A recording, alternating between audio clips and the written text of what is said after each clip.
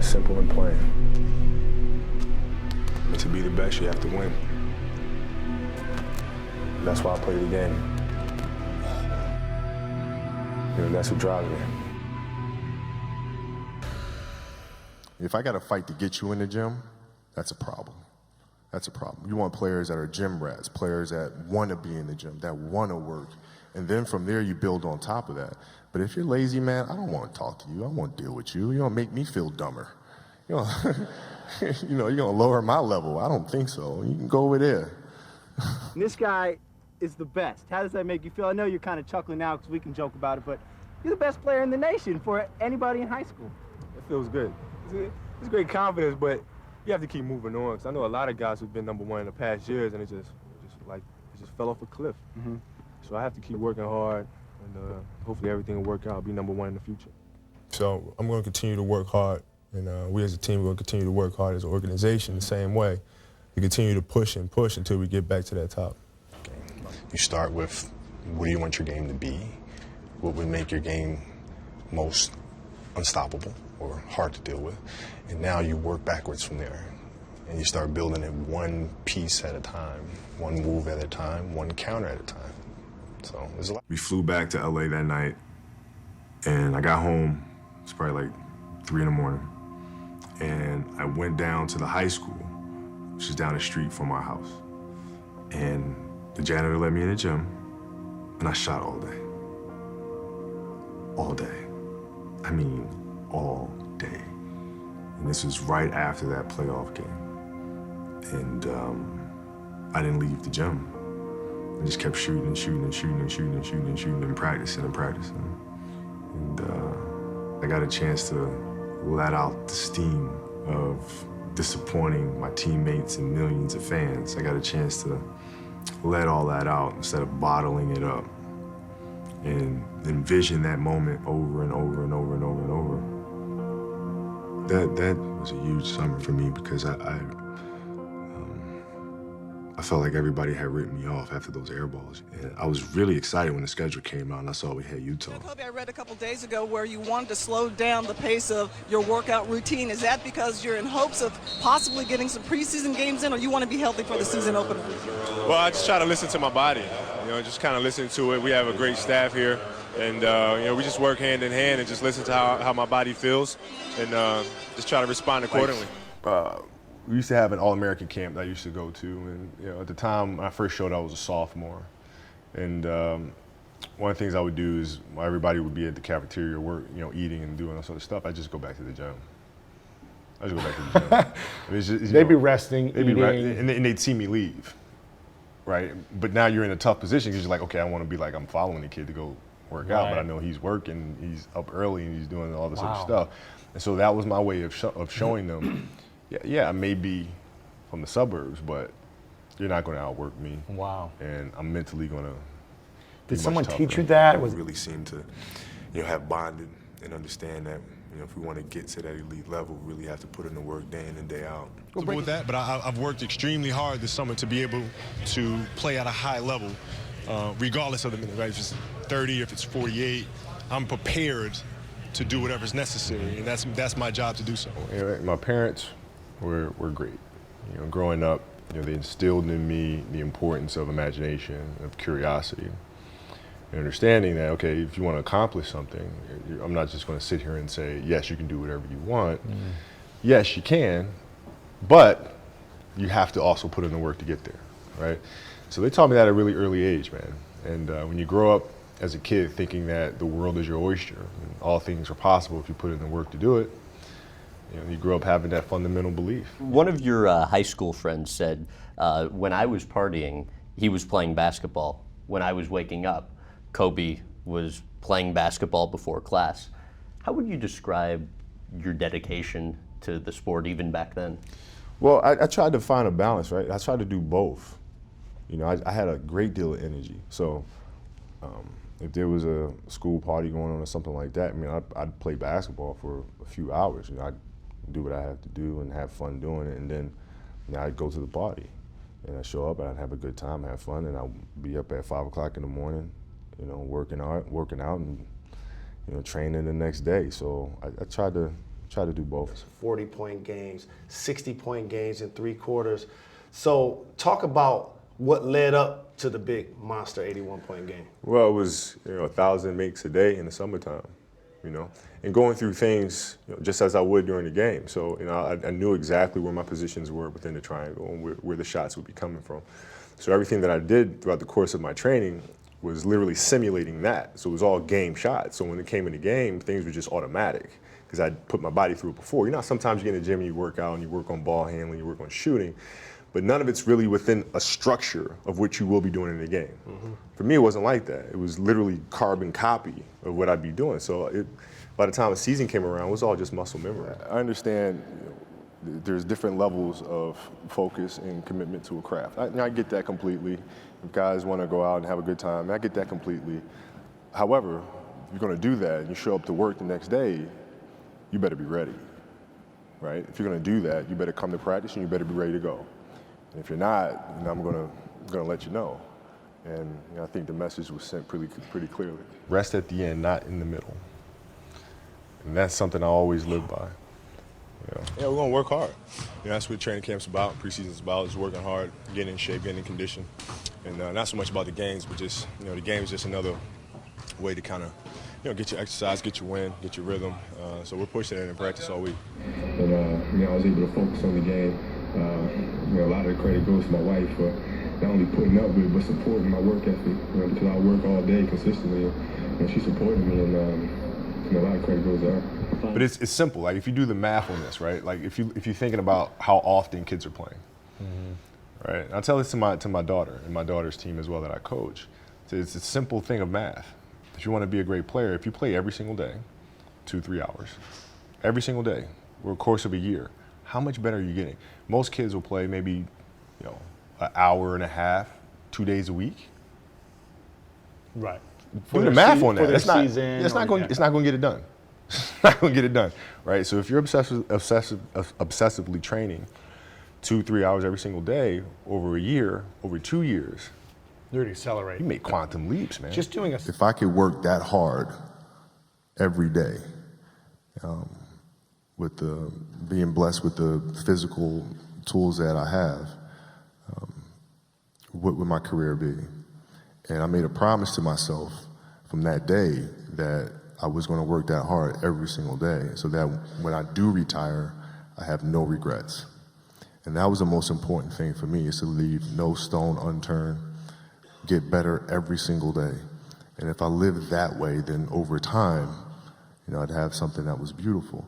But that was my philosophy. It seems like a pretty simple one, but if you live your life to just get better every single day, and do that for 20 years, what do you have? The kids are running. They've been running for 2 hours. Running. This one kid misses the line by like half inch. No, it wasn't even a half inch. It was like by that much. He misses the line. Kobe's like, stop. We had to stop everything. And he's like, nobody gets shoes. And all these kids are like, oh, they're mad at the kid. Yeah. They're like, touch the line. All you gotta do is touch the line. That's it. It was this much. Touch the line. And Kobe's like, no, nobody gets shoes. You guys sit on the sideline. And then Kobe made this kid run suicides, which is another drill. Baseline, free throw line, baseline, half court, baseline, opposite free throw line, baseline, and back. 3 in a row. 3 times. You had to run 3 of them. Yeah. But the best part was, the last one, Kobe ran with this kid. He ran with this kid, okay? Yeah, it's awesome. He ran with this kid, and there's 1.1 million people are watching online. Crazy. He ran with this kid. This kid was dry heaving. He was about to die. Yeah. But you're lucky he didn't die. No, he wasn't going to die. He wasn't going to die. but the important thing to understand is you can't shortchange yourself. Like you're not cheating anybody but yourself. Right? You're tired. You're literally this far away from the line. Why would you not go that extra to touch the line? Right? So if I let him get away with that, right, all of a sudden he starts maybe a cheat something over here, right? Not give his best over here, not give his best over here.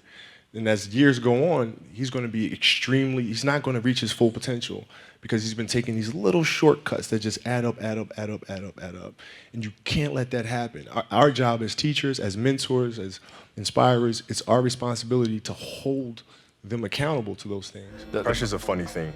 You know, I always felt like the people that feel pressure are the people that cut corners or really didn't put the work in. If you know you've put in all the work, what is there to be nervous about? You've done it thousands of times before. You just go up there and do it one more time. Really a question of what side of the fence do you want to be on?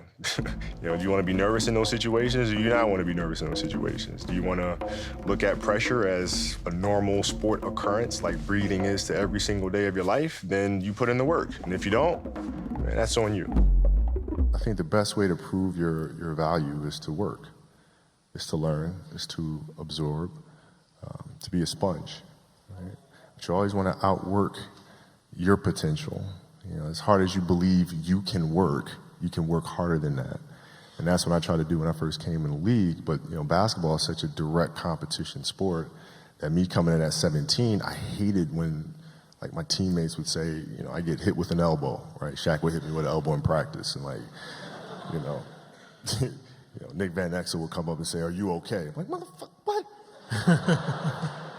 Are you okay? What the hell's wrong with you? You know, so like I always had that extra chip on my shoulder. So like every day in practice for me was really trying to annihilate everybody that I was playing against. Because I wanted to prove you don't need to babysit me. Like I'm fine, you know? Well, because you just focus on the day that you're playing. I mean, it's as simple as that. Like whatever you're doing in that moment, that's what you're doing. That's your sole focus. So you don't think about, you know, I have to do this for another year or I have to do this for another 2 months. Just think about that moment. What are you doing at that moment in time? You focus on 100%. That happens to me like when I'm running, when I'm working out, I'm running. And I do a lot of work on the track. And I'm running and I'm really tired.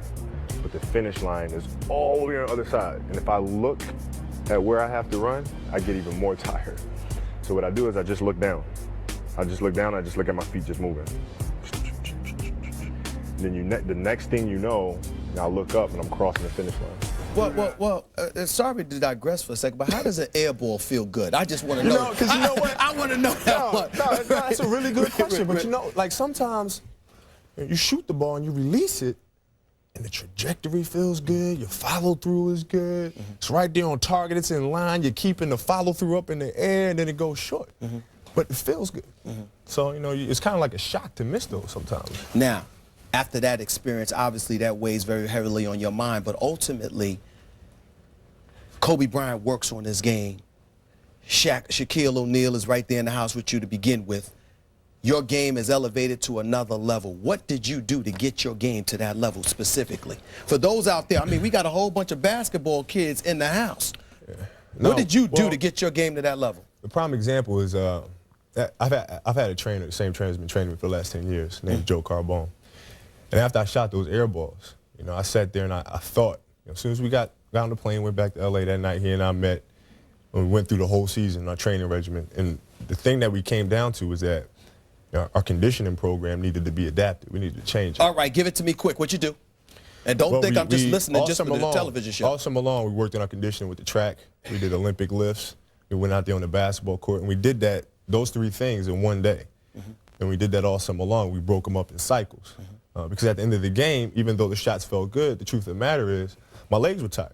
I wasn't ready. You know, so what am I going to have to do now to get ready? So next time I'm in that position, I'm going to make those shots. Is that what you still do to this day? Oh, absolutely. I'm always asking why, you know, why didn't this work out? Okay, why did this work out?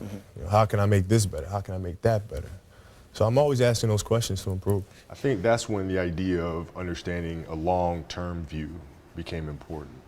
Because I wasn't going to catch these kids in a week. I wasn't going to catch them in a year, right? So that's when I sat down and said, okay, this is going to take some thought, right? What do I want to work on first? All right, shooting. All right, let's knock this out. Let's focus on this. Half a year, 6 months, do nothing but shoot. All right, after that, all right, creating your own shot. And then you focus. So I started creating a menu of things. When I came back the next summer, I was a little bit better. Right? And a menu being like, I've got my jump shot from 15, I've got my I got my jump shot from 15, I got my three-point shot, like just open shots, not miss open shots, right? And be able to shoot it with speed, because those kids are so much more athletic. And then the next summer I came back, I was a little better. And the summer came back, You next scored. summer I was a little better. I scored. Yeah, You know, it you wasn't much, Right. but I scored. And this you know? is 12, 13. 12, 13. And then 14 came around, back half of 13, 14 years old, and then I was just killing everyone. And it happened in 2 years. And I wasn't expecting it to happen in 2 years, but it did, because what I had to do was work on the basics and the fundamentals. Well, they relied on their athleticism and their natural ability. And because I stick to the fundamentals, it just caught up to them. And then my body, you know, my knees stopped hurting. I grew into my frame. And then your athleticism, once you have the fundamentals, exactly, the hard work, the mindset, and you tack on the athleticism, it's game over. Then it was game over. Wow. Very flexible. Things come. 可以玩，一直玩，一直玩，一直玩，可就会 You 玩。 move, you move with it. 他说就跟着走。 The strength and flexibility and the strength and acceptance. Like in my game now, I could say, no, I want to be able to jump as high as I used to. I want to be able to be as fast as I used to. I have to be. No, I don't jump as high as I used to. That's okay.